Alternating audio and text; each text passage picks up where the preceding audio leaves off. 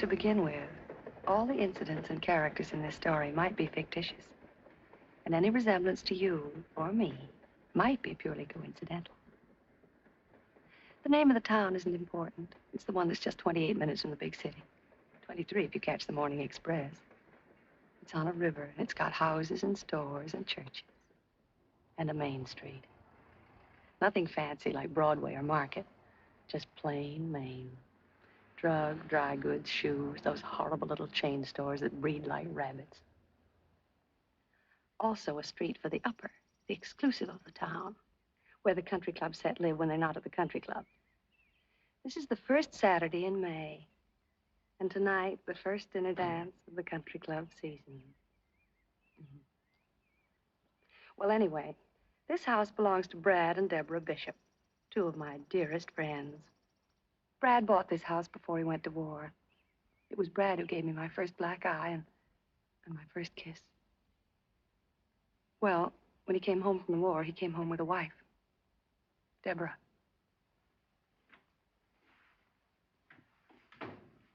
Tomasino said to tell you he found room for your briefcase in the bag.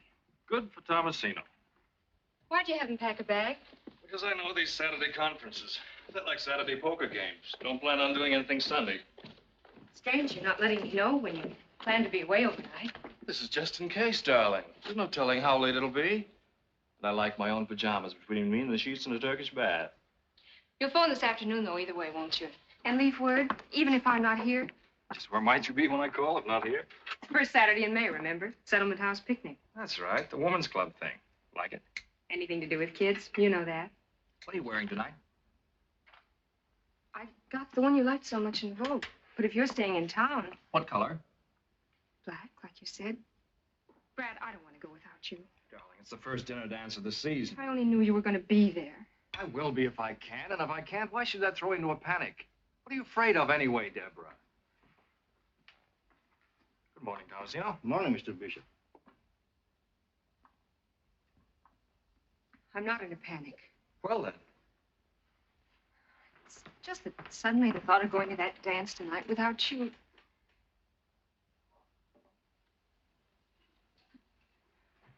Brad. Hmm? Addie Ross. She used to be sort of your ideal, wasn't she? How did Addie get into this conversation? I never knew you read Vogue. I never thought men bothered much about it. What's Vogue got to do with it? I told you I picked it up on the train coming home one night. Some woman had left it behind. Some woman. Yes, some woman.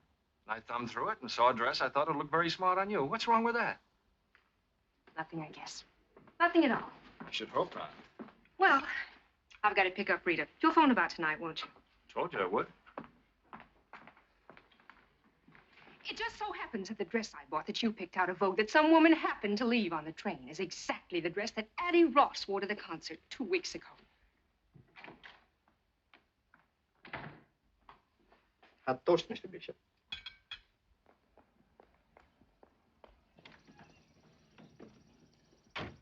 She won't stay mad at him long. She's too much in love. Pretty soon she'll be full of self-reproach. Women are so silly. Now, this is that street where people on the way up and on the way down live alongside each other for a while. Rita and George Phipps are on their way up. That is, if Rita has her way. And that's the only way she'll have any part of, thank you. There she is now, ready and waiting. That's Rita. Hi. You're late. I won't be a minute. Just one last look at the twins, and I've got to give Sadie her check.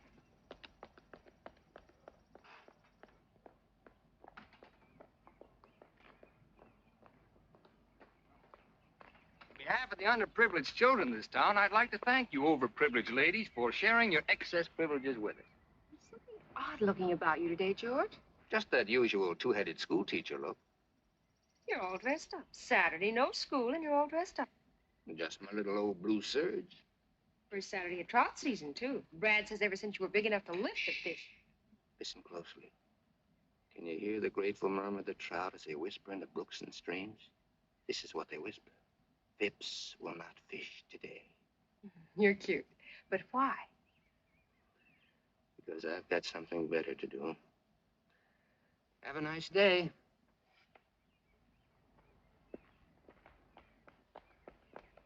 Debbie, darling, we'll have to stop by the station. I've just got to get my copy off in the 842. Do you mind?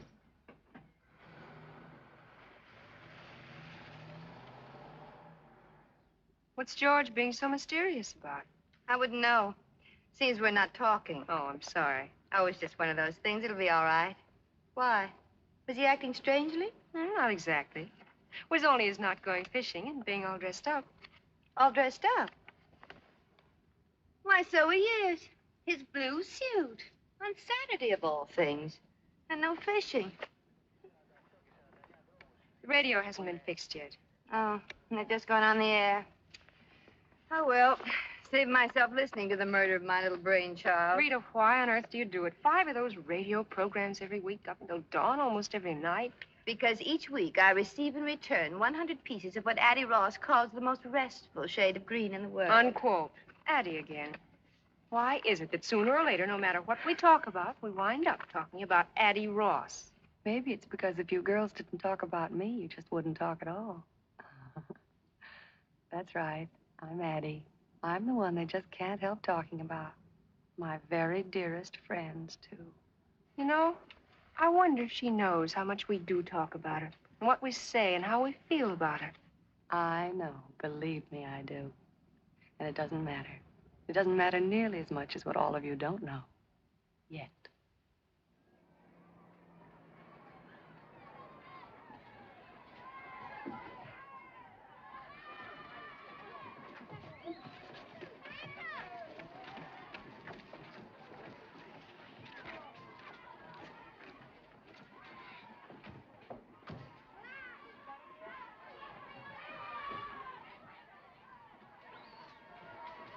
Good morning, Mrs. Hollingsworth. Haven't the others gotten here yet? No, you're the very first, the early bird. I've taken it upon myself to get the children aboard. Oh, good idea, Miss Hawkins. So that when the other ladies arrive, we'll be all ready to go. Fine. They'll only get here.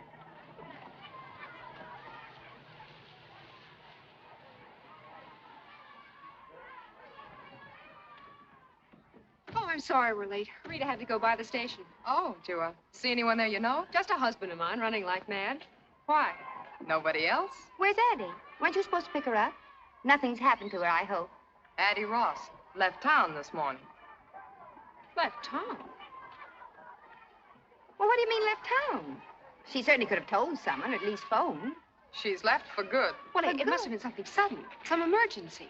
What makes you so sure it's for good? How do you know? Well, the doorman told me she'd subleased her apartment last week, and yesterday she sold her car. So much for your sudden emergency. Well, if that isn't just like her, why do you suppose she had to keep it such a big secret? Who knows why Addie does or doesn't do anything?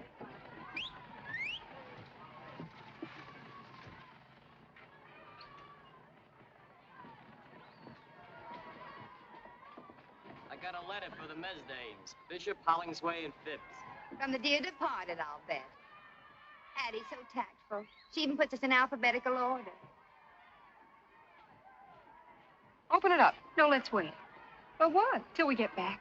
Knowing Addie, I mean, why let her spoil our day? Not my day. Addie Ross never saw the day she could spoil my day. Did I put enough days into that? Dearest Debbie, Laura May, and Rita, as you know by now, you'll have to carry on without me from here. It isn't easy to leave a town like our town, to tear myself away from you 3 dear, dear friends who've meant so much to me. And so I consider myself extremely lucky to be able to take with me a sort of memento, something to remind me always of the town that was my home, and of my 3 very dearest friends, whom I want never to forget. And I won't. You see, girls, I've run off with one of your husbands, Addie. Well, if that's her idea of a joke, it's She an thinks extremely she's poor taste, kidding. I If I ever must catch say. up with that character, I'll...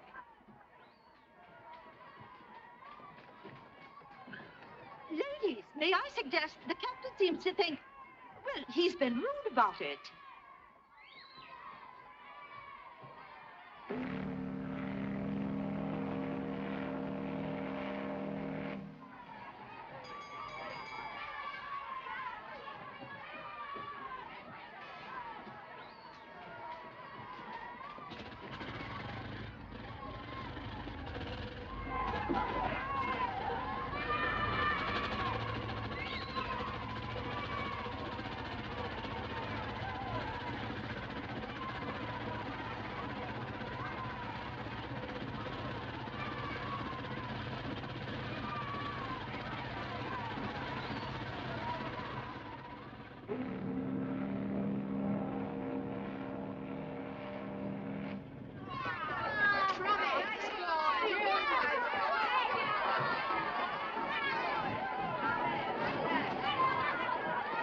Well, looks like Addie has crowned one of us Queen of the May.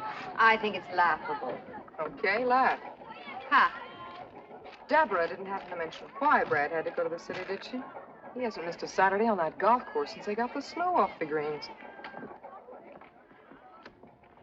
All right, kids, get them while they're red hot.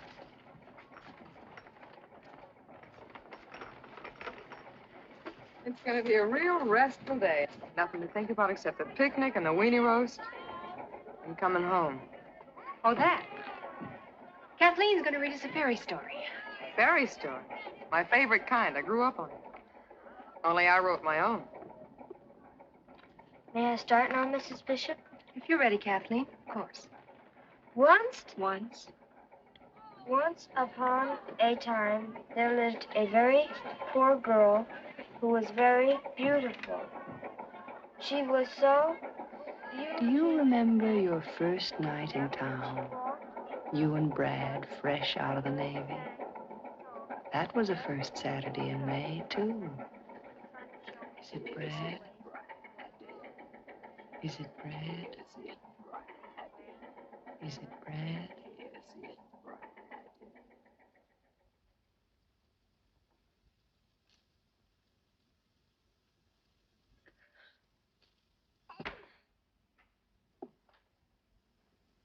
Here now, what's this? Conduct unbecoming an officer and a lady. I'm such an unholy mess. How? This. A little too kinky, maybe? She must have said it with cement. Here, try this.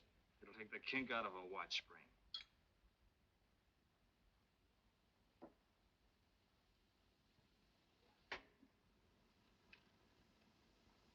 I'm no raving beauty, heaven knows. But I did so want to look my miserable best tonight. The very first time we've gone out together, all dressed up like civilians.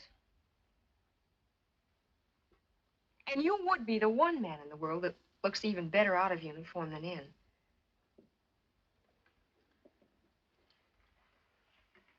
Got the jumps, kid? Quite a day, that's all. Quite a change. Out of the Navy, out of uniform, new home, new town, new friends. Oh, I told that blasted girl I wanted to comb it out soft, making me look even more like a farmhand than I feel. Easy does it. Meeting your friends for the first time. You wouldn't want them to see me like this. I should hope not. You'll be sure to put on a dress. Here, my tie. You can tie it again. There they are.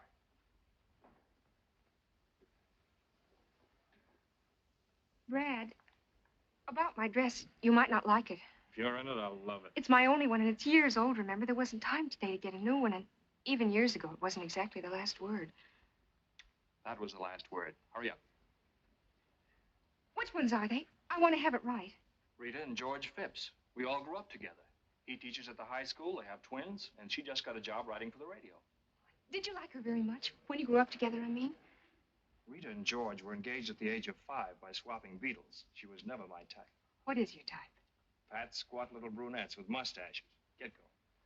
And take another whack at that hair.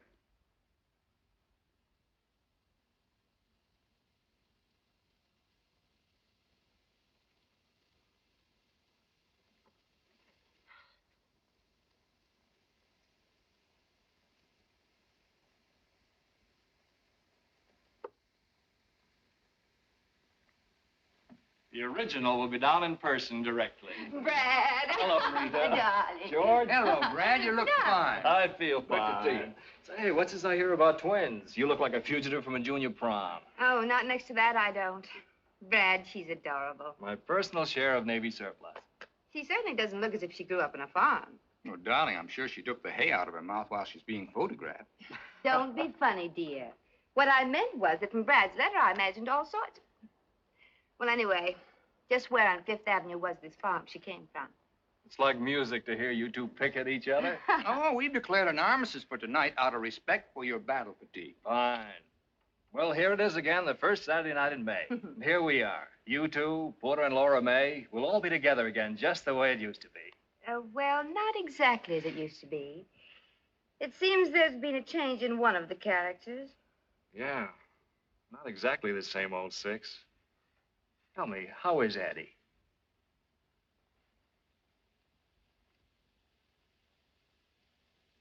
Rita and George, Deborah.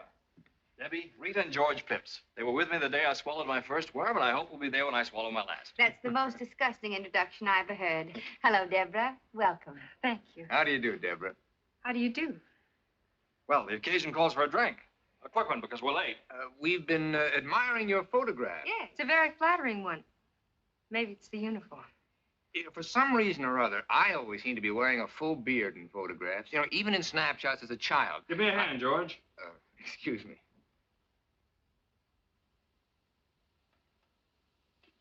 I don't think it's particularly flattering. It's nice of you to say so, but it is. Oh, here's to Deb, and here's to us, and many happy returns of this day. I'll drink to that. Amen.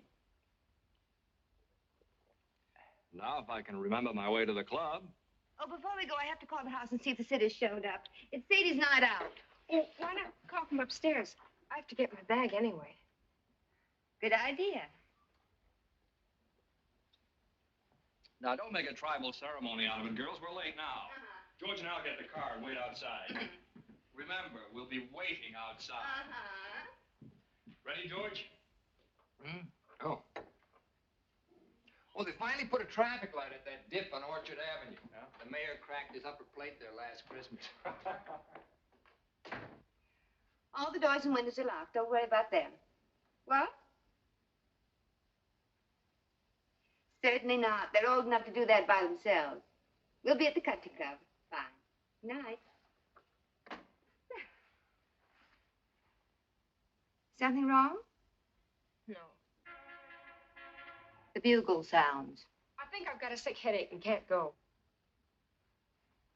Well, then there is something wrong. Me. I'm wrong. What do you mean? How? Every which way. Brad, for his friends. You and your husband. The others I haven't met yet. The country club, the town. I'm scared. I'm so scared I'm sick.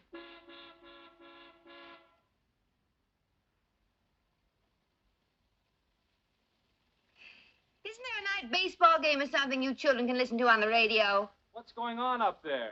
I'm having a little slip trouble. Oh, hurry it up. Uh-huh.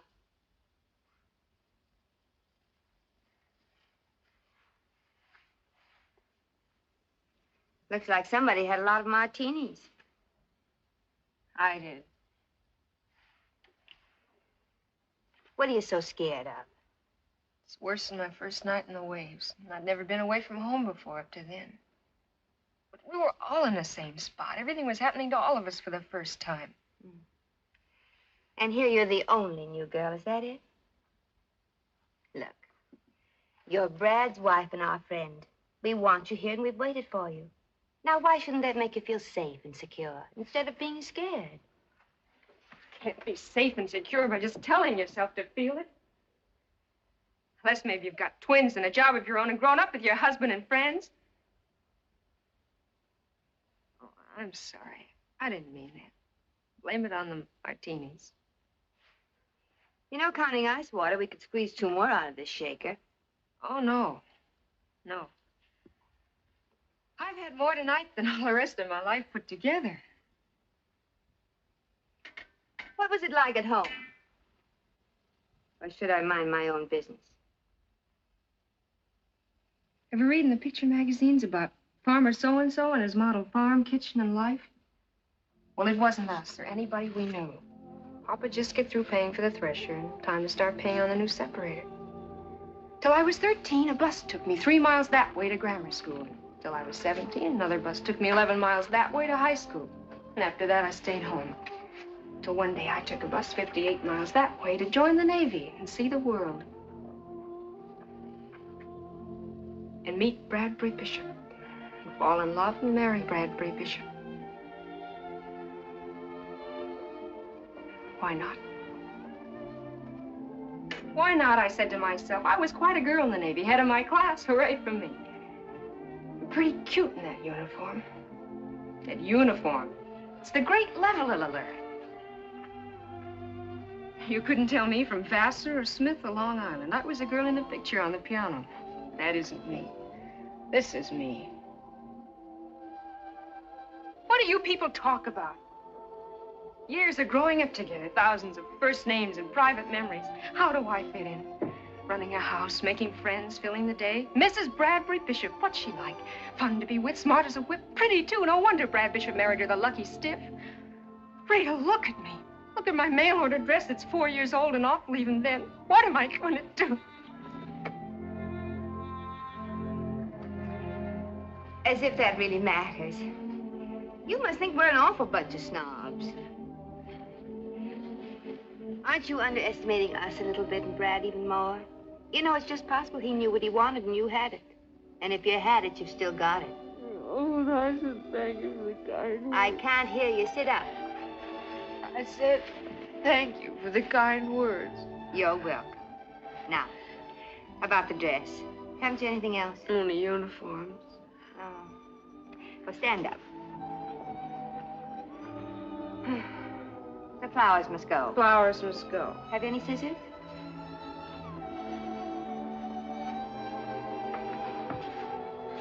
Scissors?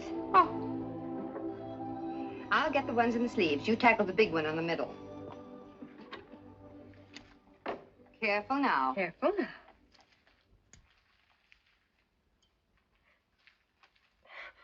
Now look what I did. Oh, you don't want to bear midriff, do you? Well, back goes the flower. Sit down. Have you got any safety pins? Bottom drawer. Oh.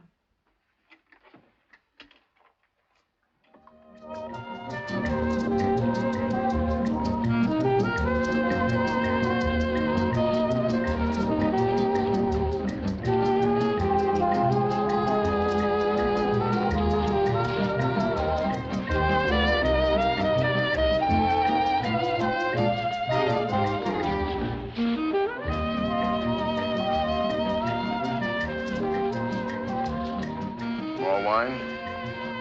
Thank you, no. Not much at dancing makes me nervous. Does it? Whatever I do, I want to do well. Can't do a thing well, leave it alone, I always say. I think I will have a little more wine, thank you.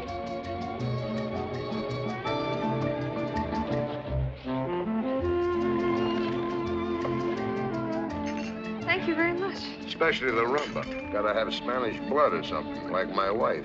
Comes from an old Spanish family named Finney. In many South American countries, there are many very distinguished families with Irish names.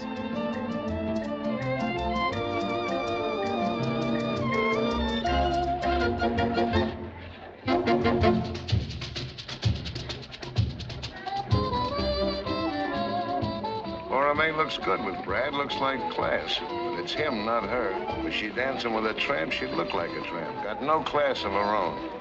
I like class. You like class? Oh, very much. You hit the jackpot. Brad Bishop, class plus money. Yes, sir, the jackpot, and you hit it. Count them on the fingers of one hand in this town. Throw away some fingers, even. There's Brad, and who else? Yeah, there's Addie. Addie? Addie who? Ross. Addie Ross. Funny, people always figured Brad and Addie would... Brad and Addie what? The samba can be danced properly only on the side of a hill on ice. Alibi. He was afraid of getting wrinkles in his new suit. Oh, my first new party dress in years. Thanks to my dear wife and her millions of listeners, including the armed forces overseas. Shall we drink to them all? One by one. How about some coffee, Deborah? George, I think your new tuxedo has got class, George. We thank you. Funny thing for a wife to give her husband a tuxedo. Not even funnier thing for a husband to give his wife.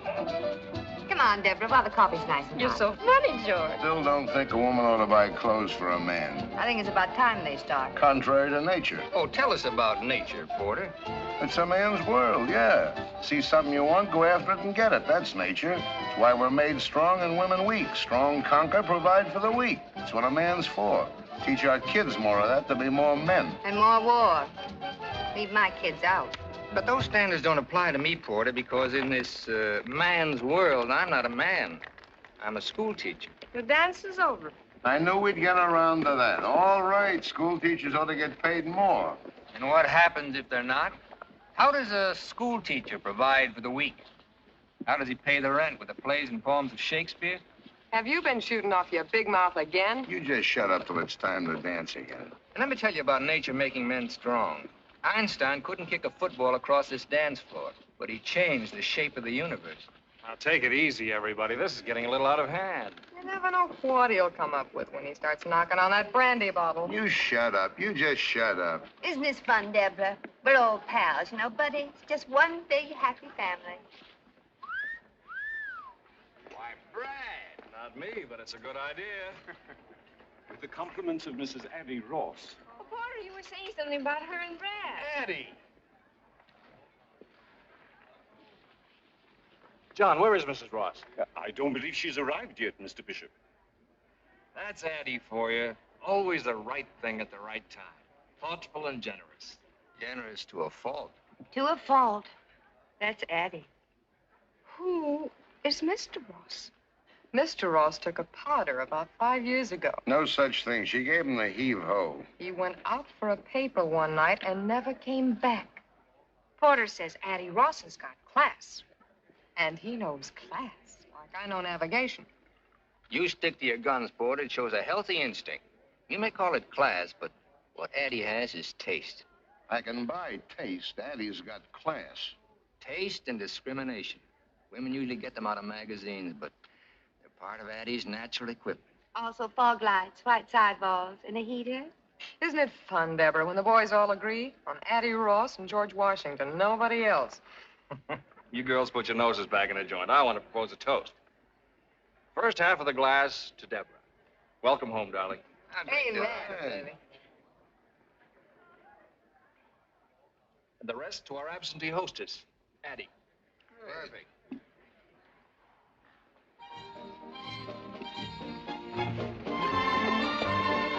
Let's show him a flash of old Vienna. But, darling, if you don't mind, Before the floor gets crowded. I don't think I should. Oh.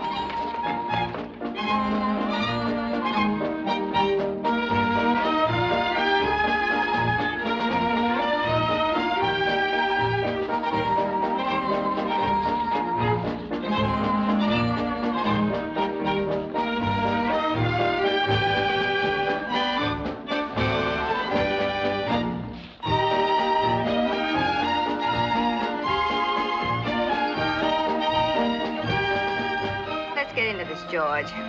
Something tells me this is going to be quite a waltz.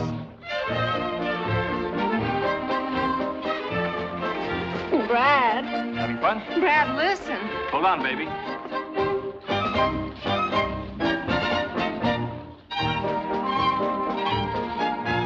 Once more. No!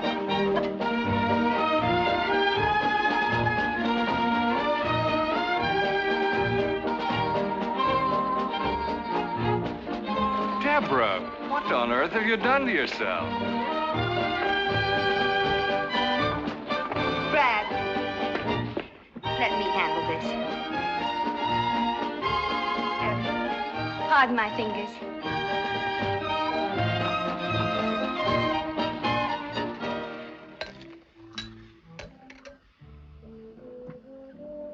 Here, drink this. What is it? A new inner tube. There you are. I think that'll be all right. Thank you, Miss Jenkins. You're welcome. Rita, will you take me home? You've got the idea that everybody out there is watching that door waiting for you to come out. Maybe not, but Brad is. Then it's because he's worried about you. Because he's ashamed. In front of his friends, ugly and pinned up, drunk and sick. Oh, I wanted so much to be what he wanted, to do what was right. Like Addie Ross, the right thing at the right time. But I didn't, I couldn't, I humiliated her. What happened tonight could have happened to anyone. Don't you realize that? Then take my word for it. Come on.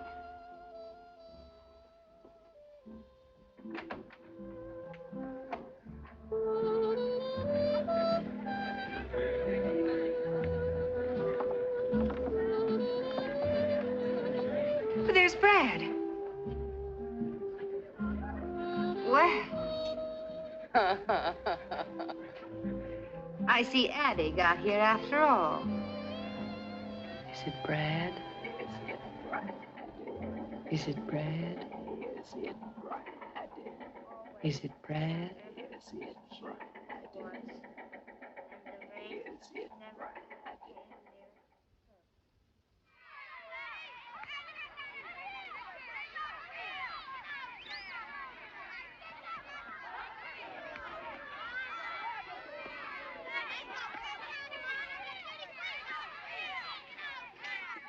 Don't expect us back too soon. We kids are going after everything from sardines to wolves.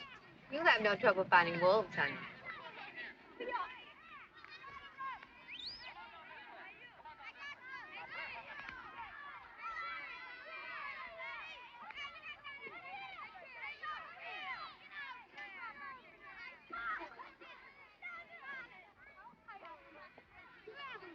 Almost lunchtime? I've called a recess. When your own fingers begin to look like frankfurters, it's time for a slight rest. I suppose it's occurred to you that Laura May's kept herself as busy as a bird dog ever since we got here. The very thought of a hike wears me out. Maybe she just doesn't want to sit still. You sit still, you can't help thinking, can you? Depends on what you think about. Well, for instance, why your husband should suddenly decide to go to the city on a Saturday morning. You mean Brad? No, I meant Porter. He was at the station this morning. Nearly knocked me down when I was mailing my copy. Funny Laura May doesn't seem to know about it. Why should you think I meant Brad? Maybe because it might keep you from wondering why George dressed up on Saturday with no school. You're being a little too touchy about a perfectly inoffensive remark, it seems to me. Let's stop this sudden bickering.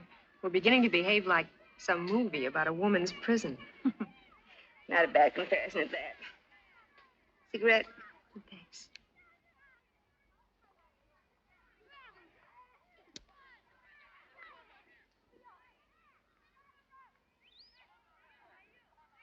Why didn't George go fishing?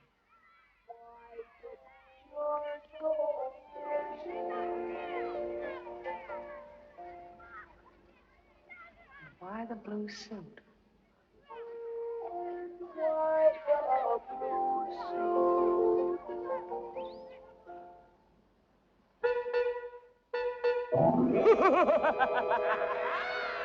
He's crazy. Buy your car from Crazy Eddie. Pay when you get good and ready. Nothing down, drive as you pay. Buy your car the Crazy Eddie way. Sadie, doesn't that noise drive you insane? Restful, ain't it? There, that's better. Well, the twins are fed and ready to be put away. Now, if George would only show up, how many canopies are you making? 2 dozen, and the way I figure it, 6 healthy people ought to be able to eat 200 or 300. They're just appetizers, Sadie. And let's get a couple of things straight. First, when you announced dinner... I know, I'm not supposed to say soup's on. How did I tell you? I forgot. Dinner is served. Dinner is served. And you're not to say it as though the food were poisoned. All this fancy schmancy because 2 people from the city are going to eat here. Mrs. Manley's a very important person. She has charge of a great many radio programs, including the one I write. You know what I like about your program. Even when I'm running the vacuum, I can understand it. Thank you so much. Now, the second thing. Does the new uniform fit? It's kind of corny. Wear it. Only one thing, the cap is out. Makes me look like a lamb chop with pants on. Oh, Sadie. The cap is out. Sadie, please, just this once. Okay. Oh. Hello? Oh, hello, Mrs. Manley. No, not at all. I was just rereading the script for Monday. Oh. What's that, Mrs. Manley?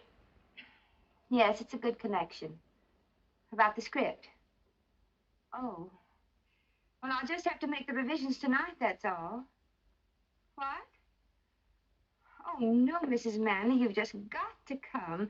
I've looked forward so to your meeting George in line with that matter we discussed. You remember, Mrs. Manley? Yes, that's right. He'll be just perfect for it, you'll see. No, don't worry about that. I always work best late at night anyway. Yes. 7:30, that'll be fine. And you can tell me about the changes when you get here. Fine. Goodbye, Mrs. Manley. There's George. Changes. When am I supposed to sleep? What's Mr. Phipps gonna be so perfect for on the radio? Nothing. And you keep quiet about it. I will. Only he won't. Good evening, one and all. Hello, George. How now? Why the look of doom? Oh. Did you forget to baste the ducks? Look, I don't teach you about teaching. Don't you teach me about ducks. Oh, Sadie's been an angel. Looks like I'll be up most of the night making revisions. Mrs. Manley just called. But you're giving a dinner party for her tonight. Well, she suggested calling it off, but I wouldn't hear of it. Why can't Mrs. Manley, just for once, tell the sponsor to call off his wife's revisions? You don't tell a sponsor things like that about his wife. George, you just don't understand. No, I suppose not. Well, it may not make your bad news any better, but I got good news. Have you, darling? Oh, George, 10 of 7, we've got to get dressed. Don't you want to hear my good news? Of course I do, darling. Did you get the liquor and cigarettes? Right here. Oh, now, you take the cigarette boxes while I put the liquor away. Why does everything have to be full when guests arrive? Full cigarette boxes, candy dishes, fresh cakes of soap. Aren't we supposed to eat, smoke, or wash when we're alone? Where's the scotch? I didn't buy any. Why not? Too expensive. Bourbon's a better drink anyway. But the Manleys are a cinch to want scotch. People in show business, you know what I mean. Those kind always drink scotch. Well, I know what you mean, but I wish you wouldn't say it in radio English. That kind, not those kind. There are men who say those kind who earn $100,000 a year. There are men who say stick 'em up who earn more. I don't expect to do either. Nor are you expected to pay for the scotch. You're quite right. Funny how it slips my mind that in certain respects, I'm only the titular head of this house. Oh, don't be silly, darling. I thought it very amusing to begin with. Very modern and enlightened. My tuxedo, for instance. The same tuxedo that for some strange reason you want me to wear tonight. Well, what's so wrong about getting dressed up once in a while? Nothing at all. Unless it's obviously an attempt at pretense. And just what is so pretentious about tonight? Tonight we'll sit down to one of Sadie's duck dinners. Present will be Porter and Laura May, with whom we've had many such dinners when you wore slacks and I didn't bother to shave. But this time, also present will be 2 advertising moguls who happen to employ you. Their presence means a new uniform for Sadie, my children prisoners in their room, and all the pomp and hysteria usually reserved for coronations. I call that pretense. All right. So I'm out to impress the boss. What do I get for that? 30 years? Tonight's important to me. I've planned and worked, shopped, taken the twins off Sadie's hands, written my program, and I'll be up all night tonight, and it's worth it to me. And as far as dressing's concerned, you can come in a cowboy suit for all I care. Oh. And why do the chairs have to look as if nobody ever sat down in them? Because they do. Oh, come on, Reed. Let's cut it out. Look, you finish up down here and see if you can't relax for a few minutes. You all ready except for your dress? I'm combing out my hair. Good. I'll put the twins to bed and call up the liquor store to send over the scotch, all right? George. Hmm? Please, no jokes about radio. I'm afraid they don't have much of a sense of humor about it. Oh, neither have I. The time for joking about it is past. Radio has become a very serious problem now, like juvenile delinquency. That's what I mean, cracks like that. Well, that wasn't a crack. I meant it.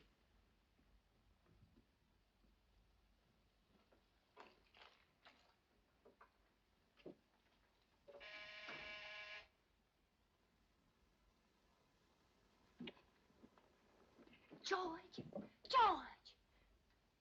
Sadie, don't open the door. It might be the guests. It can't be. It's only 7. But if it is, they mustn't see you like that. If they're that early, they deserve what they get. Well, wait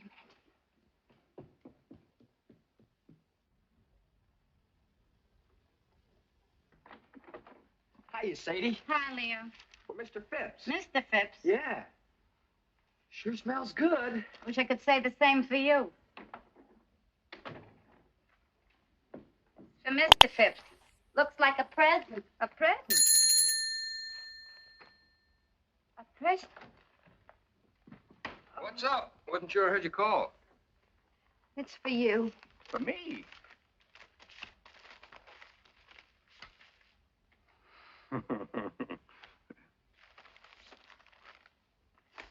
For George on his birthday.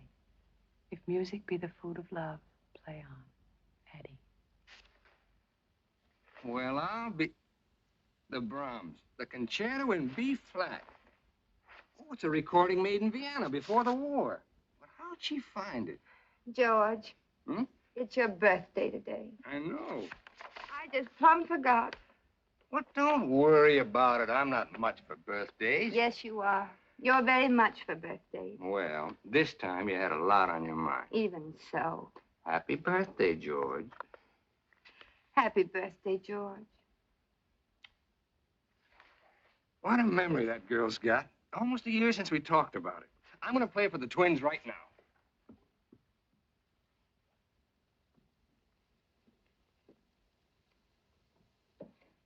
Sadie. What? You didn't by any chance make a layer cake for dessert tonight instead, did you? You know we got cherries, Jubilee. You read it to me out of a book. That's what I thought.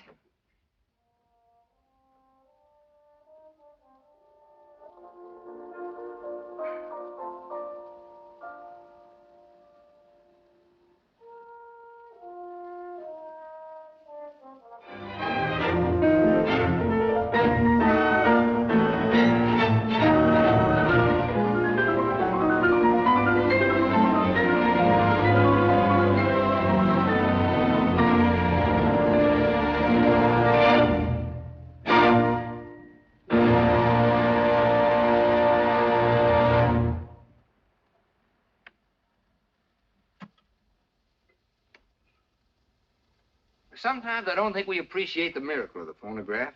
The privilege of having men of genius perform for us at our command. What kind of a set is that?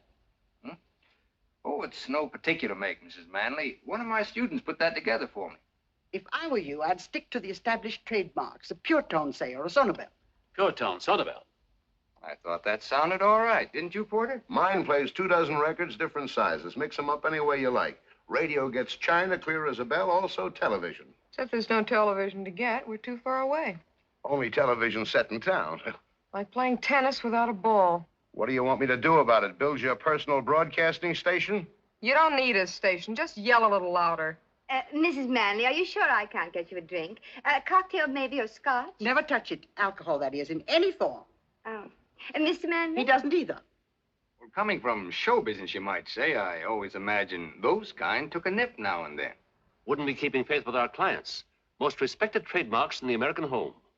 Well, I think I'll have one more. Porter? I've often wondered, Porter, why you haven't considered radio advertising. Mr. Hollingsway has a chain of 7 department stores all over the state. I know all about it. 23% by volume over last year, 138% over 1939. Where'd you get those figures? They're a matter of public record, Mr. Hollingsway. Yours is too big a light to be hid under a bushel. George, would you fix me a small Roma salsa? You're a potential giant, Mr. Hollingsway. Not too small. Doing all right. I said a potential giant. Potential. Something tells me I'm going to have a giant around the house. Got this whole state sewed up tight. But there are 47 other states, Porter. Crackerjack point. Now, you take the 3 states adjoining this one. If I can put you, Porter Hollingsway, into millions of those homes for 1 half hour each week. He doesn't spend that much time in his own home.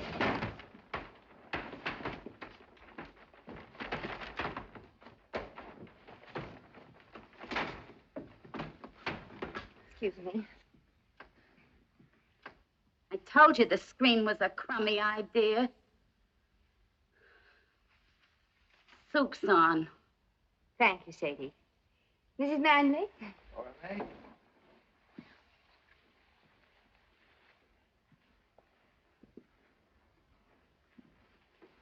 Say, Dugan, what are you supposed to be, Baby Snooks? Hiya, Laura May. Get a load of that cab. I can't wait to tell Ma. Laura May, would you sit there, please? Come on, sit down. There's a couple of things I could tell your Ma about you, too. This quaint situation belongs in a true-to-life drama. Are you two related? No, we just had the same governess. You kill me. Oh, well, this is just a small town. You know, everybody gets to know everybody. If you don't mind crossing the tracks. Oh, by the way, Sadie's quite a radio fan. Listens all the time. Now, that's very interesting. All the time, eh? Keep it going night and day. Tell me, what are your favorite programs? During the day, anything. Anything? Anything that keeps my mind off my feet. I see. And at night? In bed, I listen to the police call. But you can't understand them. They're in code. I sleep like a baby. How you gonna put me in her house a half hour every week? But, Porter, she's not a housewife. Still, they have a great influence over housewives. Sadie may not realize it, but whether or not she thinks she's listening, she's being penetrated. It's a good thing she didn't hear you say that. And after penetration comes saturation. And when she's saturated, she'll find herself saying, Madam, I suggest that you buy our washing machine at Hollingsway's. Not Sadie, and I've seen her when she was saturated to the eyes. You don't know what they're talking about. Just shut up and eat. Okay, Giant.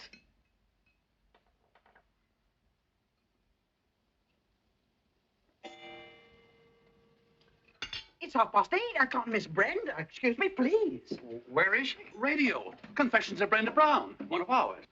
Wait a minute. Here, you better let me do that for you. I've got to tell Sadie to hold the ducks. Sorry to even run like this.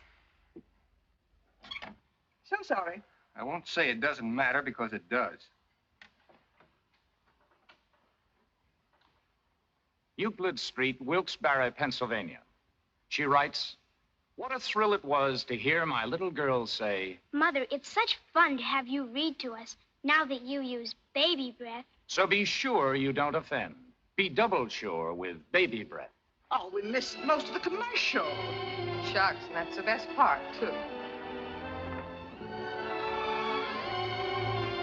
Just thought I'd eat the soup while it's hot. George, how'd that happen? Baby breath brings you the confessions of Brenda Brown. Who was the mysterious Central American with a gay smile and the black pearl ring? Promised a scoop by her gruff city editor, Brenda Brown, girl reporter for The Star, has accepted the senor's invitation to dine and dance at a swank penthouse rendezvous. It was most kind of Senorita to dine and dance with me tonight. It was kind of you to ask me, Signor Montevideo. Please, call me Armando. If you like, Armando. Gracias. That's Spanish for thank you. Gracias. Lord Bruce, I'm proud and flattered. What small-town American girl would not be at a proposal of marriage from a gentleman as distinguished as you? But I must decline with thanks. You decline? I don't understand. We have Lady Bruce to consider. Invalid though she is, and though you've been married in name only for many years, she is your wife in sickness as she was in health, and must not be cast aside. I see. Besides, I am a registered nurse. It is my chosen profession, my duty, and much as my personal feelings from time to time. You and I, my dear Lord Bruce, must remain just another case. Another case in the notebook of Linda Gray, registered nurse.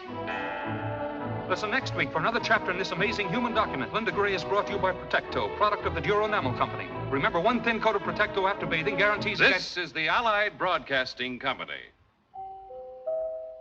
Enough? Might as well turn it off. There's nothing but music from now on. My, that was fun. 2 whole hours. Linda ran over almost a minute. The 3rd time in a month. 3 minutes gone. 1 full commercial. Gone for good. Well, some more coffee, anybody? George? Some more coffee, anybody? I just asked everybody, dear. Well, time to go home. George. Already? Seems as if you just got here. Come on, Giant. Back to the beanstalk. Get your coat. I'm ready. Been such a lovely evening, my dear. Pleasant company. The duck was fine. But of course, eating out here off your lap's gypsy fashion. The time just flew by. Tempo fugit. Right, Professor? Almost. And our little hostess has her work to do. Oh, it's not so much.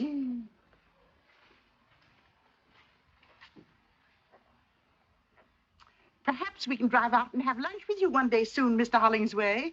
Maybe at one of the other stores. Oh, we'll make our appointment well in advance and at your convenience.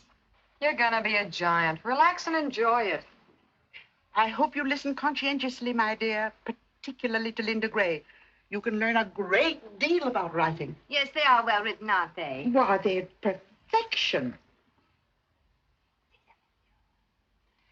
Didn't you think so, Mr. Phipps? Well, I beg your pardon. I wasn't listening. We'll see how much of an expert you are. Which of the programs did you think was the best? They all sounded pretty much alike to me. I thought you were a student of good writing. Oh, he is. He's given courses in the university. Well, then, which was the best? Mrs. Manley, I wish you wouldn't ask me that. Why not?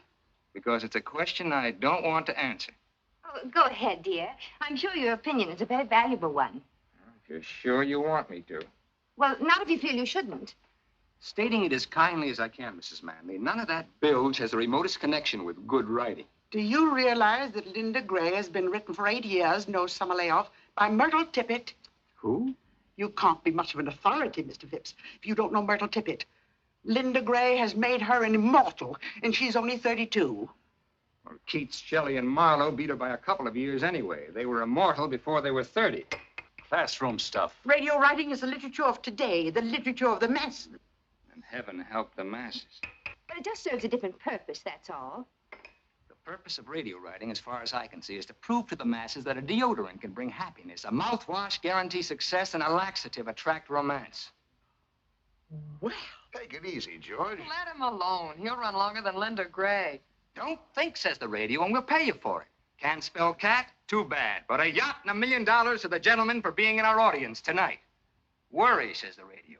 Will your best friends not tell you? Will you lose your teeth? Will your cigarettes give you cancer? Will your body function after you're 35? If you don't use our product, you lose your husband, your job, and die.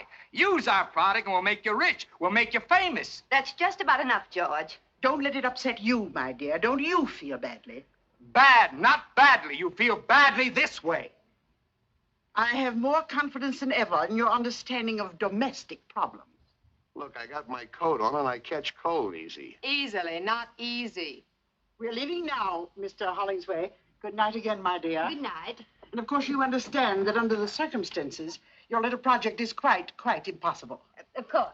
Good night, Mr. Phipps. Good night. Good night, Rita. Good night, So long, Father. George. Good night, kids. Good night, Laurie. That little project of yours turned out to be quite impossible.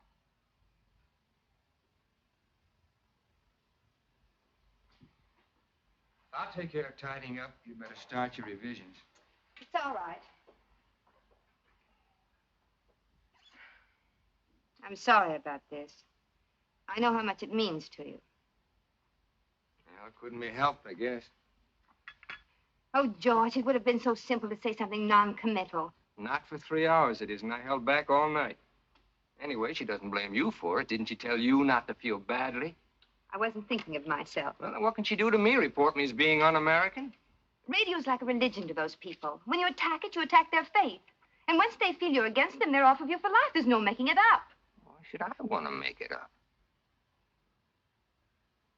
Why should I? Oh, nothing.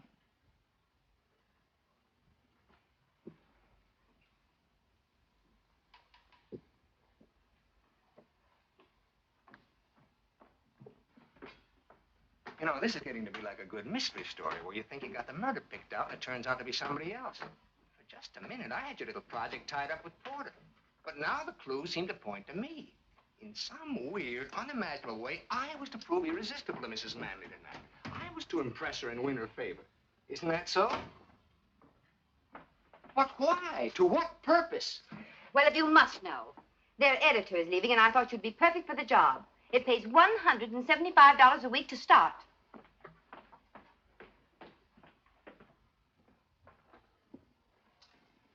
Come here.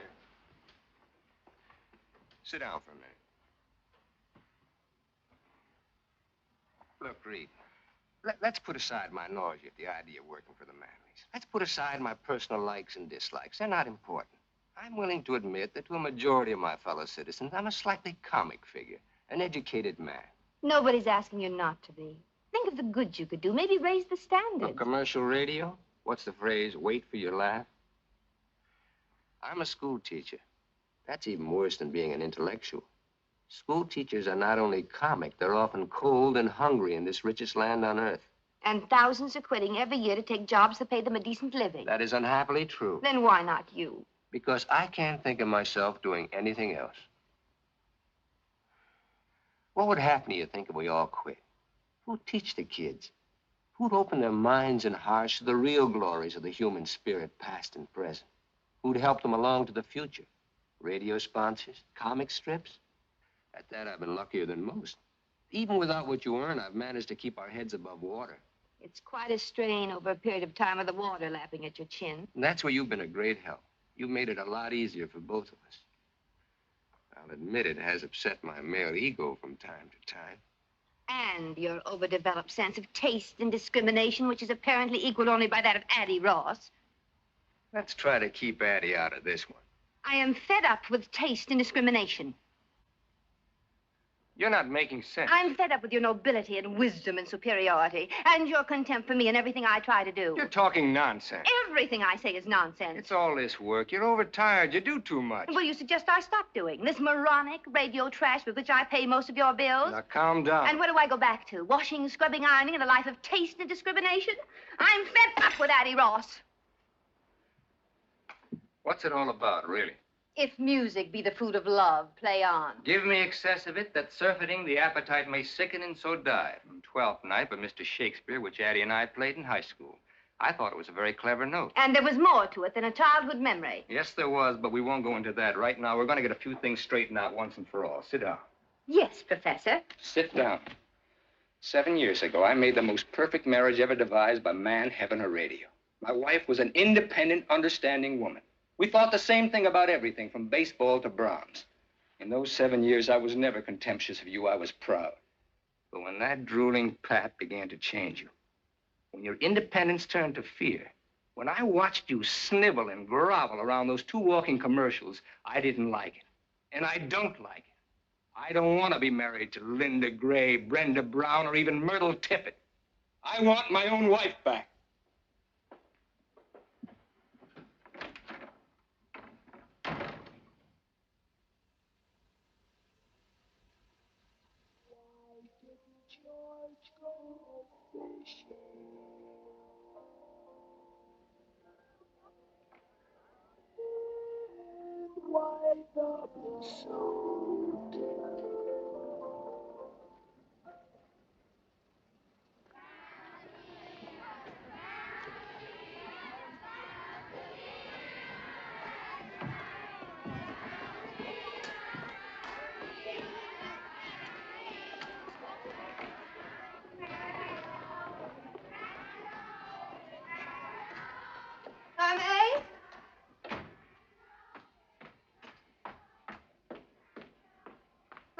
Are you ready?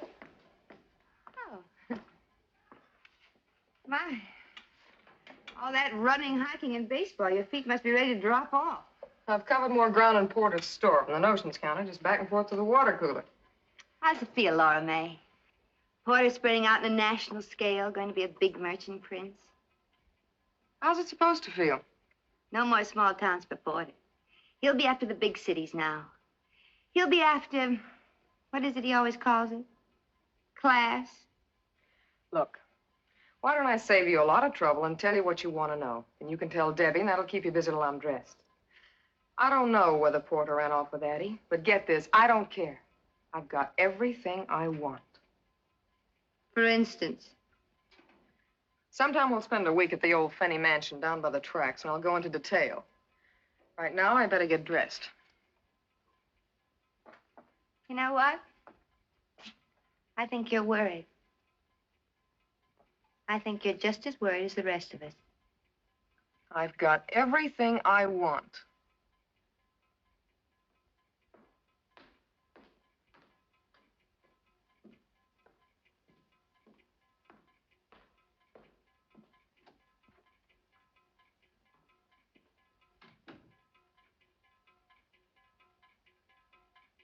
Maybe you haven't got everything you wanted after all.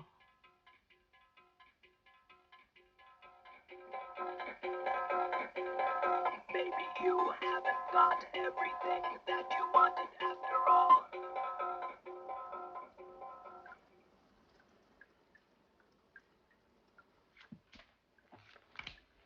Your bet. How much you got in front of you? $11,000. That's my bet. Okay. What do you got? Ace high. You're next. Jack. 9. You win. Beer? Yeah, if you're all out of champagne.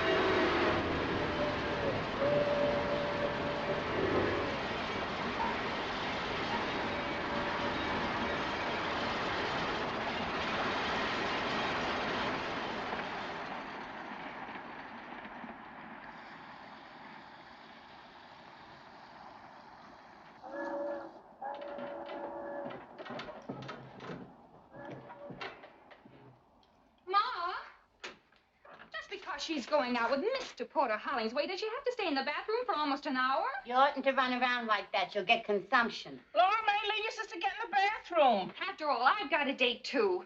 A respectable date. That's your sister you're talking about. I don't care. I think it's disgusting. He's 35 if he's a day. I wish I was that disgusting again. Your sister knows what she's doing. Oh, sure. They all know what they're doing. They're always going to wind up being supervisors or buyers or something. Well, Porter Hollingsway knows what he's doing, too. Laura May, didn't you hear what Ma said? And how do you think I feel having my friends talk about my sister? Your sister's a decent girl, like I hope you are. And there's nothing wrong in going out with the boss. It'll bring a couple of bucks into the house. Nothing wrong. No, nothing wrong. Then she'll wind up with a steak dinner, and that's all. Are you looking for another snack? Ma, will you please make her get out? Oh, all right. Laura May. Yes, Mother? You don't own that bathroom, you know. There's other people in this house. But you're such a quiet little thing, dear. One never knows you're about. I still think it's disgusting. How do I look? If I was you, I'd show more of what I got. Maybe wear something with beads. What I got don't need beads. What's your new job gonna be? Something secret, like a spy? Something you can't talk about in the office? All right, so I'm gonna disgrace the fair name of Finney. Wait till it snows and throw me out in the street. I'm beginning to think your sister's right. And to think a daughter of mine... How many payments are you behind that Not for icebox? all the iceboxes in the world. They can come and take it away. Though heavens knows it's one of the few joys I have in life. They're not gonna take it away, and I know what I'm doing. Well, remember, you're my daughter and a decent girl. Come on, Ruby, lay off her. It's him. I guess so. You got everything? Where's your purse? Right there. He's out in front, in a car a block long. Well, what are you waiting for? Relax. He just blew us on again. It ain't Gabriel. Relax. My nerves can't take this. Laura May, what are you waiting for? That's what I was waiting for. Sadie, would you be good enough to answer the door? Well, my union don't like me doing this kind of thing for free, but okay. Anybody wants me can come in and get me. This ain't a drive-in. Well, I never. Hello, Sadie. Hi, Porter. Good evening, Mr. Hollingsway. Good evening. I see you know Miss Dugan. He just didn't know my last name was Dugan. But I don't believe you know my mother, Mrs. Finney. Mother How do you is do? Mr. Hollingsway. How do you do? Won't you sit down? Well, the table's reserved for 7:30. It's after that now. Yes, you are late, aren't you? I won't be a minute. Just get my bag. Your bag is... It's a cold night out, ain't it? Not bad.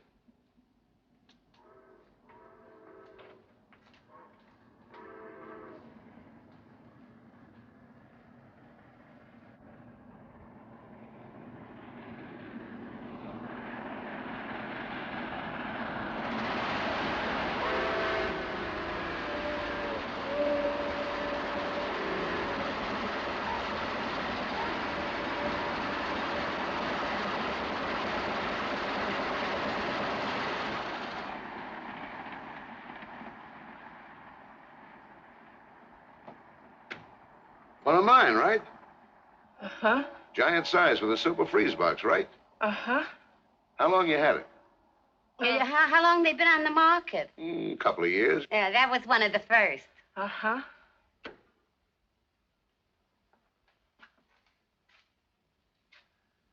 Wonder what's keeping her. Girls always got things to do. They tell me. Why, there it is. silly of him. Ready? We're late. Good night, Mother dear. Don't wait up. Thank you, Sadie, darling. Good night.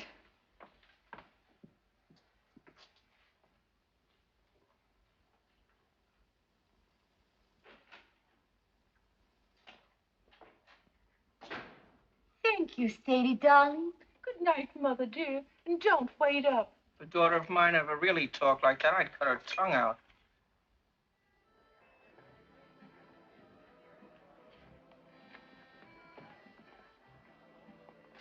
Here you are, Mr. Hollingsway. My, what a pretty shade of green. What's it called? Cream de mint. Tastes like peppermint. It isn't too strong, is it? Wouldn't hurt a baby. Well, I'll just have to trust you.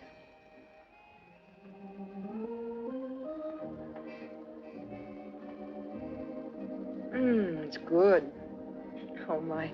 When I think of all the wonderful things that you know about that I've never even heard of. Got a few years head start. Now, don't you go making yourself out an old man, Mr. Hollingsway. Let's make it porter. Why, the way I look at it, a man isn't really grown up till, say, 35 at the least. Yeah. This is a very nice place. I've heard about it, though, of course, I've never been. I come here all the time. Were that the young ladies you want to talk to about new duties at the store? Let's not talk business. I thought that's what this dinner was for, Mr. Hollingsway. We'll get around to it. Poor man. I suppose you never get a chance to relax. People always after you for things. What do you do with yourself after working hours, say, nights? I have my family and my friends, of course. Boyfriends? Isn't that getting a little personal? Oh, a girl like you, I'll bet there's plenty. Who's out in front? I don't happen to be one of those girls that talks about her private life, Mr. Hollingsway. And what I do in my private life is my own personal business and nobody else's. How about another drink? Oh, no, really, I Why, don't think it's Porter Hollingsway. Don't get up. Hello, George. Are you here alone? Well, Rita, of course. Funny, we called your house, but you just left. Addie's with us. Addie. It was a last-minute idea. We figured you'd probably have a previous engagement. Whose idea, Addie's? As a matter of fact, now let me think. May I have a cigarette, please? Huh? Oh, here you are. Oh, thank you. Thank you, Mr. Phipps. George Phipps. This is Miss Finney. How do you do? Hello, Miss Finney. Been here long? We just got here. Well, didn't you see Rita and Addie go by? They were a few steps ahead of me. Just now? Well, I'm sure they saw you, but you probably weren't looking their way. Not that I blame you. Say hello on your way out, why don't you? Yeah. Love to.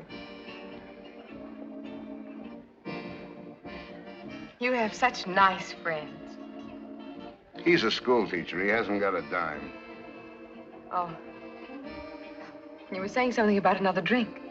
It's getting stuffy in here. I want some air.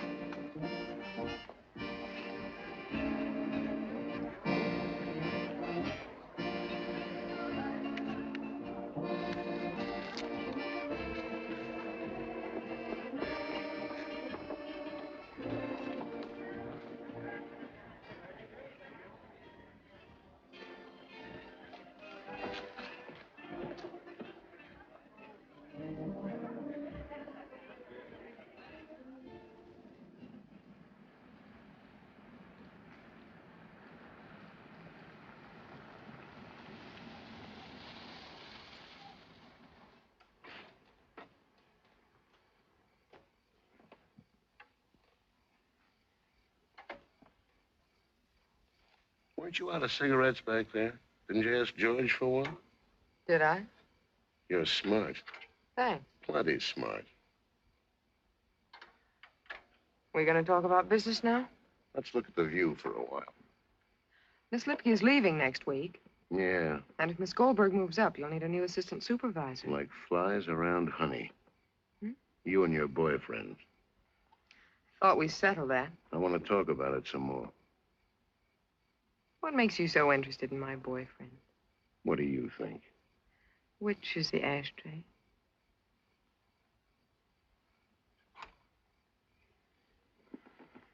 I've got very definite ideas. Like what? There's never been anybody in particular. Nobody special. Plenty wanted to, I'll bet. What do you think? But you've been waiting for that one guy to come along? I got very definite ideas. What's he got to be like, this one guy? Someone that wants to marry me more than anything else in the world. You sure got wrong ideas about things. They may be wrong. They're definite. Well, tomorrow's another working day. Shall we go? Yeah.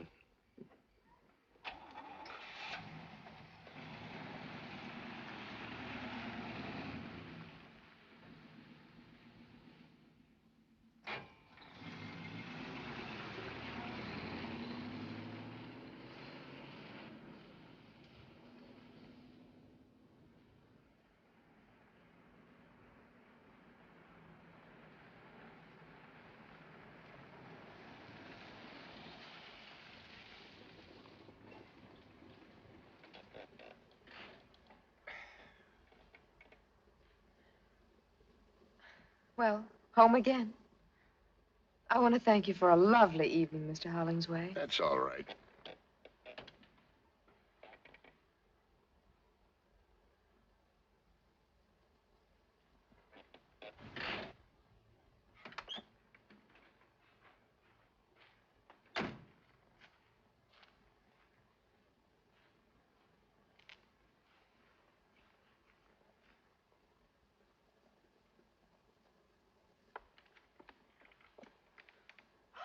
Oh, now look what I've done. My best nylons. Too bad. Must have caught on a nail or something at the restaurant. I hope you don't mind my bringing it up, but could you remember about Miss Lipke leaving and Miss Goldberg moving up? What about tomorrow night? If you'd like. I'd like. 7:30.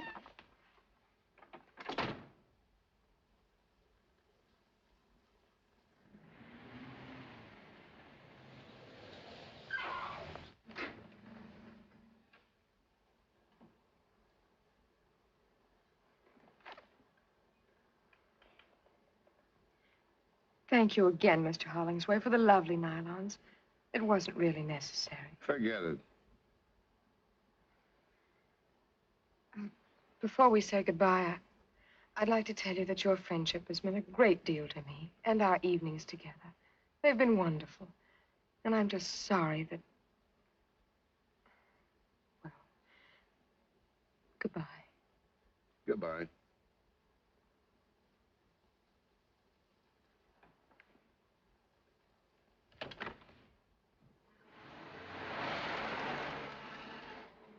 Oh, Mr. Hollingsway! Oh, I'm terribly sorry. How stupid of me. After all my graceful speeches, I forgot my nylons. They're in the back. I know.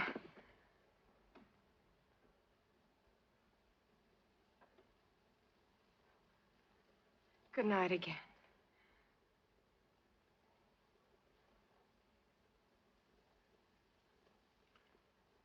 Goodbye, Porter.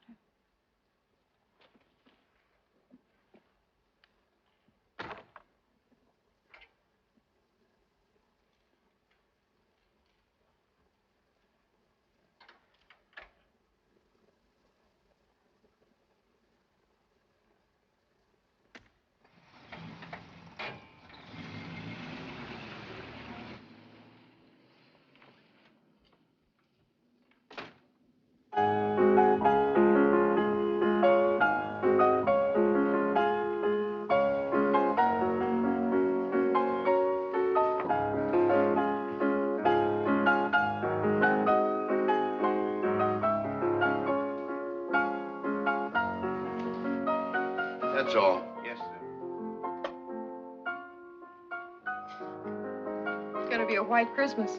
That song, they tell me it made $1 million for the fellow who wrote it. This is the most beautiful house I've ever seen. It's just everything anybody'd want. You name it, I got it. You were married once, weren't you? See if it's too sweet. Perfect. Is this her picture? My wife, I wouldn't even have her fingerprints in the house. Then who's this? Somebody I know. I bet I can guess. Addie Ross. That's right. So that's what she looks like. You can't tell from that, really. It's only a picture. She's beautiful, all right. She sort of looks like a queen, doesn't she? Like a queen ought to look.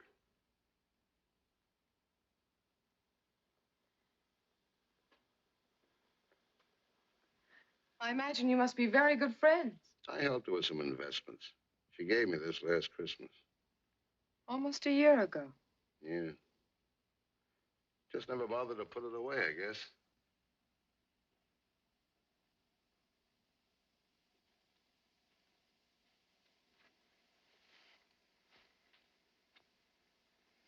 Porter, You know how I feel about you.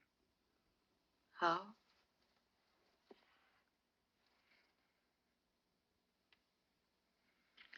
I'm only human, you know. I'm not so sure you are. No? No. Thanks. You're smart. So you told me. I'm smart, too, and I've been around. I'll bet. It's an old act. You're good at it, but you don't fool me. You're smart, all right. Smarter than anybody. And I know all the answers. Then answer this one. Why pick on me? I've been watching your work, Miss Finney, and I think you're ready for advancement. Let's have dinner and talk it over. There's a brand new act for you. It's got a beard a mile long. I didn't ask you out. You asked me. And why me? The woods are full of girls. Not like you. You can say it again, not like me. And they don't want what I want. All right, what? What do you want? Not a $4 a week raise. I don't want a new car, a fur coat, or a trip to Hawaii on a solid gold yacht. You don't carry what I want in any of your 7 big stores, Mr. Hollingsway. Name it. I want to be in a silver frame on a piano. My own piano in my own house. You mean you want to get married? Does that make me a freak? I've been married once, you know that, and once is enough for a man like me anyway. Maybe I'm just not the type. Maybe you just haven't found the right girl. Living with somebody all the time, I'm not easy to get along with. I'm set in my ways. I want to do what I want when I want. Why, if it was just a question of the right girl, wouldn't any man in the world want to marry you? Not if he thought he could marry Addie Ross. Maybe I don't know all the answers, but I know some of them.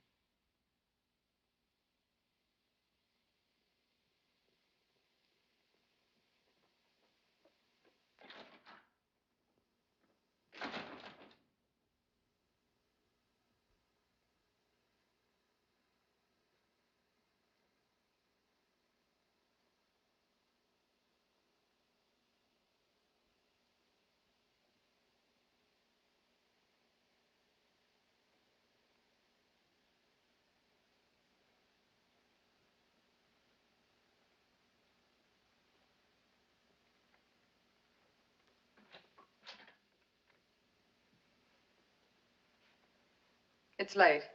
I better be getting home. Okay, if I call you a cab? Beats walking in the snow.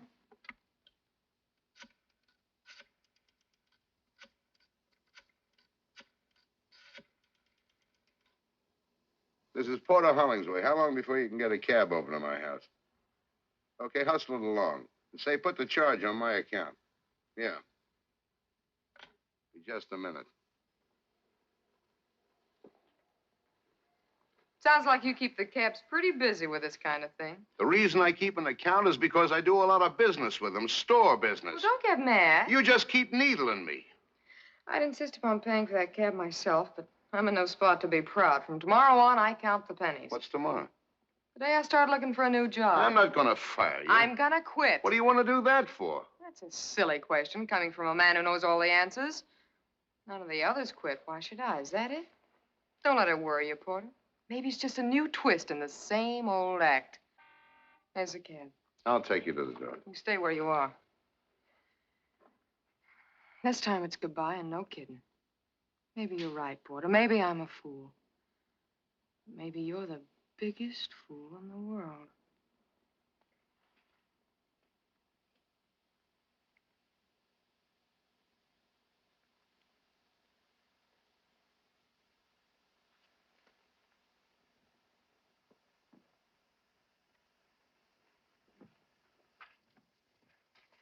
Porter May.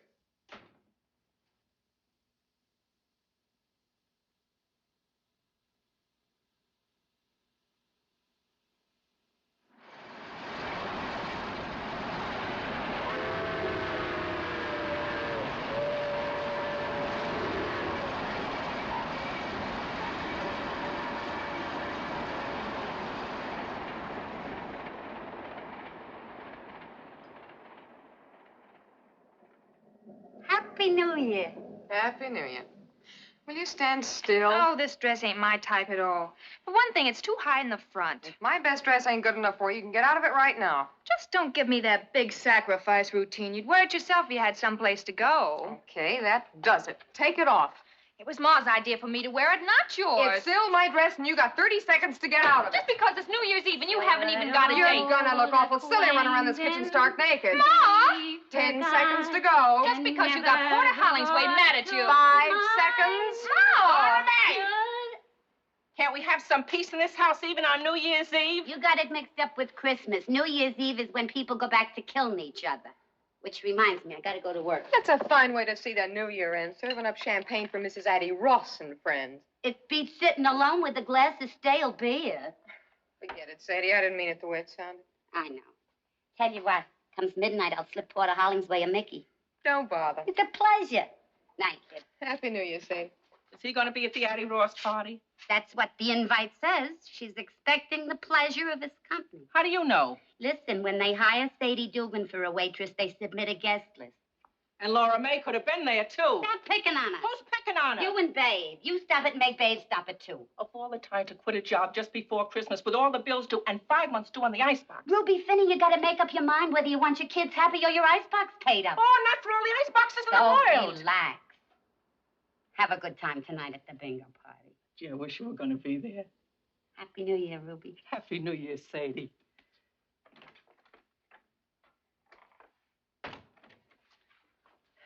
You sure you don't want to come play bingo with me? Thanks, Ma. I'll be home before midnight. Oh, you don't have to on my account. I'm going to bed early. Well, I better go get dressed.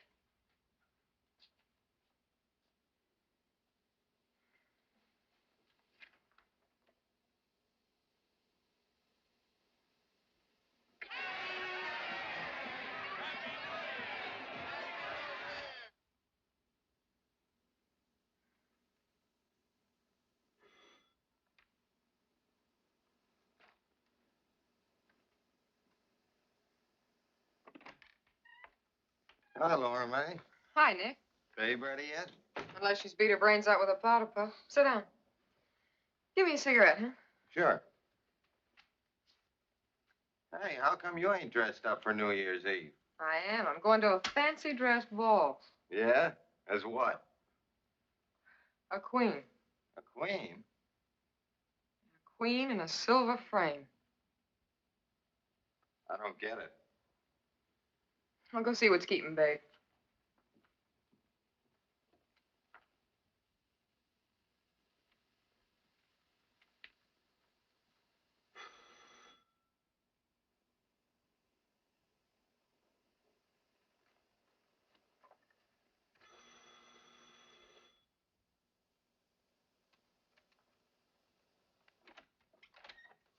Who are you? Where's Miss Finney? Well, she'll be out in a minute, Mr. Hollingsway. We met somewheres? Not exactly, Mr. Hollingsway. I work in your shipping room. You waiting for Miss Finney? Yes, sir. What's your name? Nick, Nicholas Butler. We're just good friends, kind of, Miss Finney and me. But I worked in your shipping room 3 years, Mr. Hollingsway. Baboon face. This is my sister, Babe. My real name's Georgiana. Oh, what do you say, babe?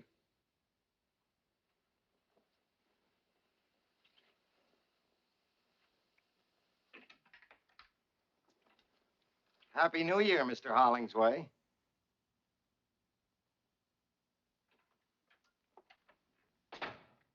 I thought Baboon Face was waiting for you. He used to. I gave him to Babe. He goes with a dress. Have you got another dress? Why? I want to take you to a party. Addie Ross's party? Yeah. Maybe she wouldn't like that. She said she'd be delighted. You must need another waitress. I told her we had a date and not to expect me if you'd made other plans. We haven't got a date, and I haven't made any plans, so why don't you just run along? Will you go someplace else? No. Why not? You know why not. These are for you. Thanks. Put them on. I'm not going anywhere. You wouldn't want to let them die. I'll put them in the icebox. The orchids ain't paid for either.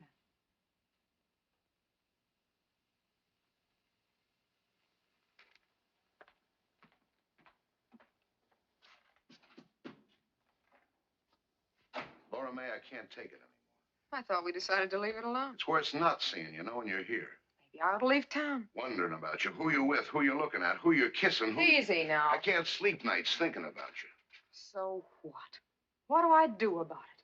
Start the same thing all over again and wind up the same way? And what about the way I feel, my sleep? But then I'm not even human, am I? I'm just a great big act. You know what you're doing to me. And you know all the answers. I can't take it anymore.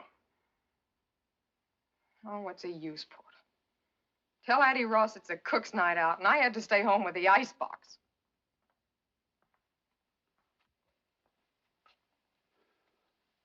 Okay. Okay, you win. I'll marry you. How about it?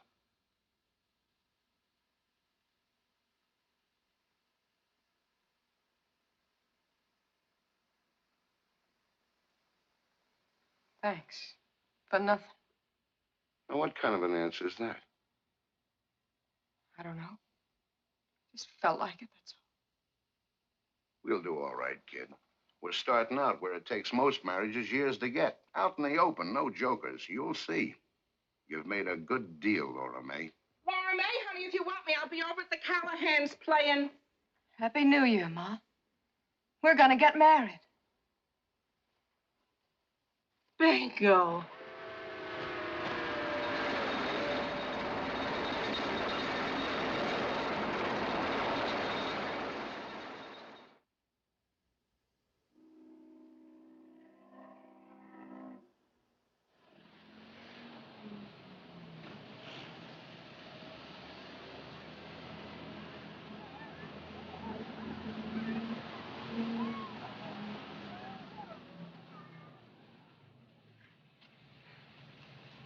Well, see you tonight at the club.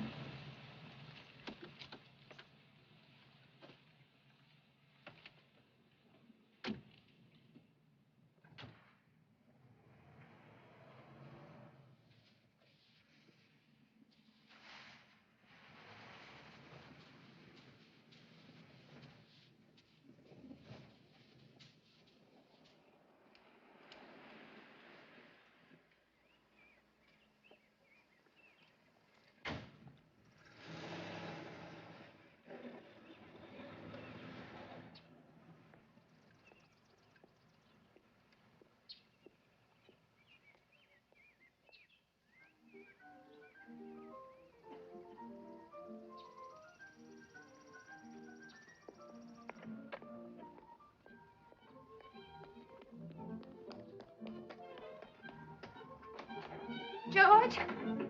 Hello there. George. George, darling.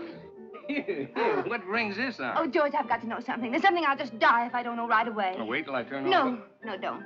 Don't ever turn it off. That wonderful music. Have you been drinking? Tell me right away this minute, George. Tell me the truth. About what? Why didn't you go fishing today? On the phone.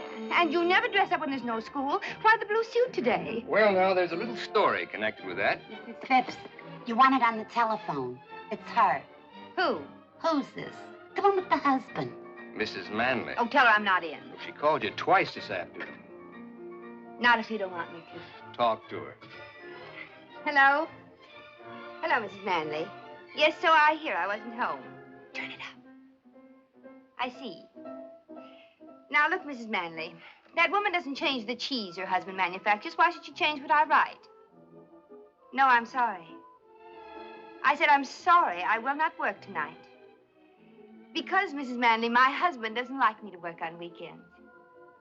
Yes, he's right here. But he's not twisting my arm. I made up my mind all by myself. No, you'll have the copy Monday. Goodbye, Mrs. Manley.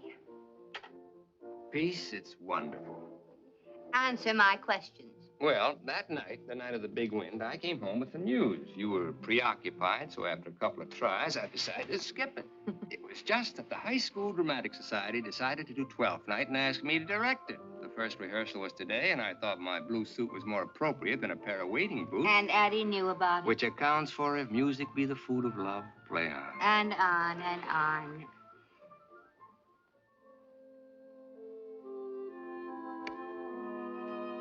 Good evening, Thomasino. Did Mr. Bishop call? Lady called up. Leave this message. Mr. Bishop's secretary? Didn't say, Mom.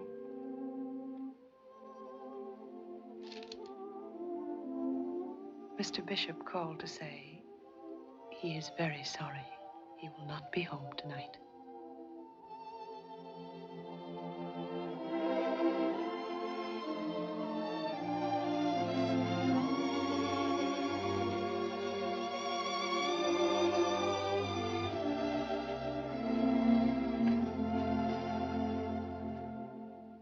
And here are the results of the 8th.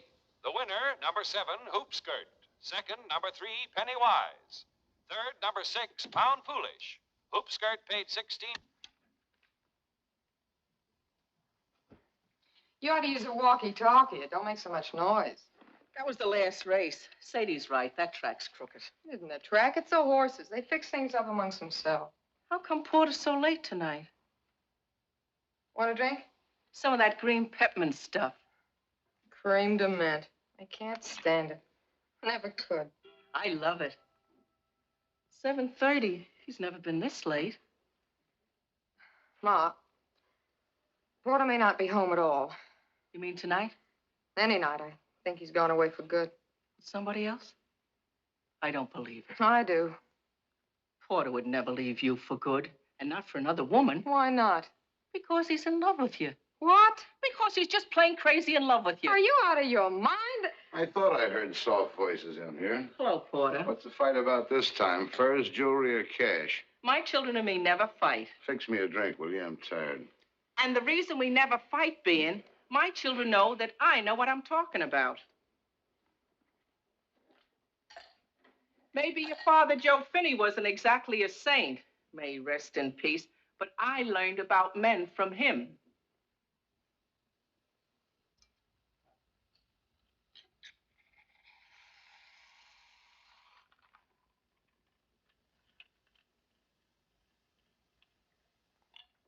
Too much soda. No more so than usual. I'm too tired to play with it tonight. I want to drink it. Addie Ross left town today and took somebody's husband with her. Yeah? You seem real excited about it, like I told you we were having lamb for dinner. What do you want me to do? Sue somebody? I'm tired. I figured you might be the lucky boy. Then it must have broke your heart when I walked in here. Funny you should mention my heart. So you figured I ran away with Addie Ross. How'd it feel? You don't have to tell me. I can tell you. You ought to go on information, please. So what? I got mine. That's what you thought to yourself. You ought to get a concession at some carnival. You're a regular mind reader. 3 years of playing the good wife. Here's where I cash in. Here comes the payoff. That's what you thought. I've been a good wife, the best wife your money could buy. Strictly cash and carry. Isn't that what you wanted? Isn't that what you told me? Out in the open, you made a good deal, kid? Did you ever stop to think, Porter, that in over 3 years, there's one word we've never said to each other, even in fun? To you, I'm a cash register. You can't love a cash register. And I'm part of your inventory. You can't love that either. I asked you to marry me because I was crazy about you. You didn't even ask me. I've been a good husband. You got everything you want. If you'd only asked me, if you'd only made me feel like a woman instead of a piece of merchandise. Did you give me a chance to? All you ever showed me was your price tag. You better get dressed. We're meeting the others at 8:30. I'll be ready when you are.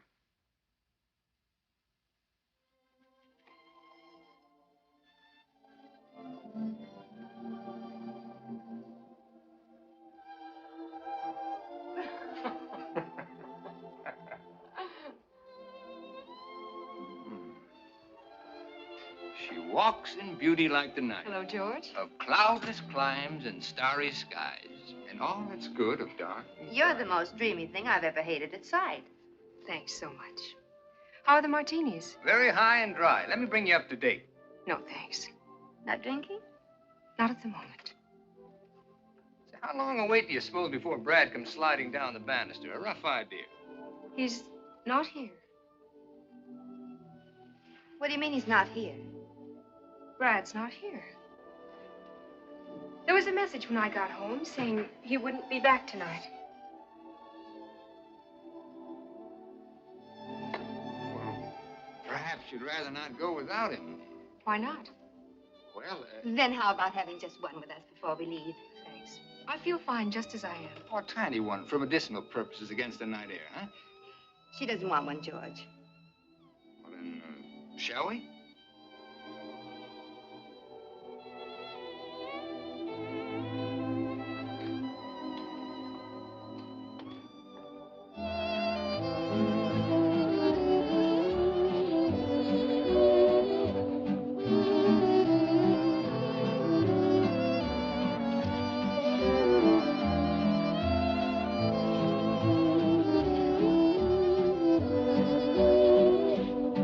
Sure you don't want to drink? Sure. You know who that guy is? A bookie. All the barbershops and saloons in town dancing with my wife. He came over and asked very politely. She'd dance with anybody. She waited to see if you had any objections. I wouldn't object if a chimpanzee asked her. Then you've got no right to complain. Oh, I've got no complaints. I'm Happy Joe from Kokomo. Greatest little wife in the world. Fine home, fine friends. Everybody loves me. Oh, why don't you stop acting like a spoiled baby? Everybody loves I'm Porter. fed up listening to your wah, wah, wah. You're always talking about being such a man. You don't even act grown up. What are you getting sore about? You're so stupid. Oh, wait a minute. Have you any idea how much Laura May's in love with you? No, how much? So much she's afraid to tell you. Afraid you'd laugh at her. Me laugh? She couldn't say it with a straight face. Laura May in love with me, it's all she can do to wait it out. Wait it out. Yeah, like an annuity till it matures, like a slot machine that pays off. That's what she's waiting for. A chance to call it off, to collect. The end of the line. Fares, please. Don't tell me about love and Laura May. Oh, George.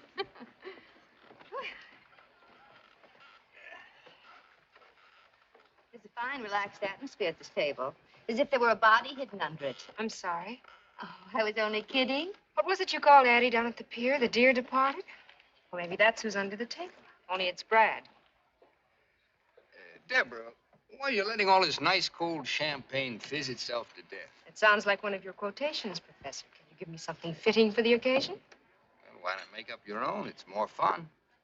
I don't understand this conversation at all. How drunk am I? Thank you very much, Mrs. Hollingsworth. Let's do it again sometime. And thank you, Mr. Hollingsworth. Yeah. He seems pleasant enough. Who is he? A business associate of my mother's. He's a bookie. Your mother bets with him. Will everyone excuse me, please? I think I'd like to leave. I'll drive you, Deb. I'd rather go by myself if you don't mind. What's going on here? Shut up. Why not spend the night with us, Debbie? Thanks just the same. Will somebody tell me what this is all about? Later, I'll tell you later. Don't you know, Porter? No. Come on, let's go for a little walk. No, I want to tell Porter what he doesn't know. I want to say it out loud. The reason I want to go home, Porter, is because I've been spoiling everybody's fun. Don't be silly, I've tried Deb. hard to make believe the way you do, Porter, but I'm not as much of a man as you are. I can't anymore. Make believe about what? Don't you know by now? You're not as smart as I thought, Porter.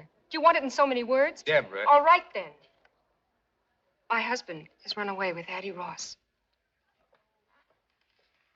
Please, nobody get up. Good night. Sit down. Porter, please. Sit down for a moment. Let her go, Porter. You keep out of it. Everyone else, too. Just for a minute. Brad didn't run away with Addie Ross. I did. How? You're here. Man can change his mind, can't he?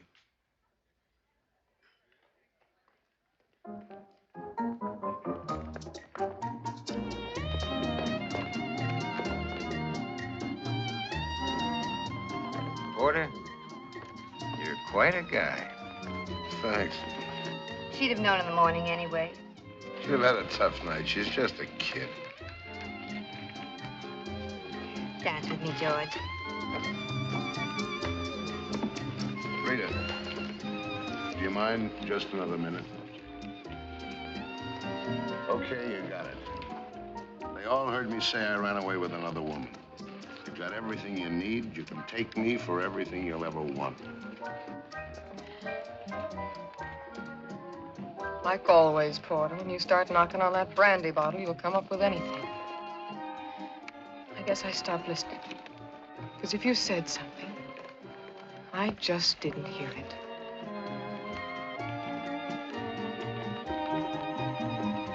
Why don't everybody dance?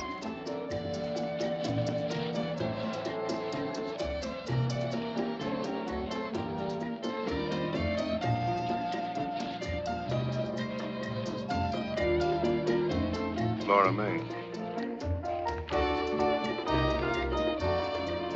You big gorilla. Let's dance.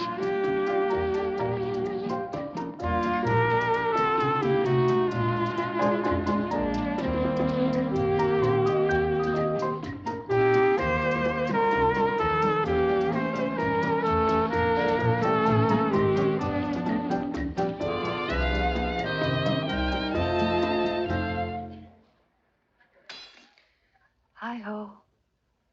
Good night, everybody.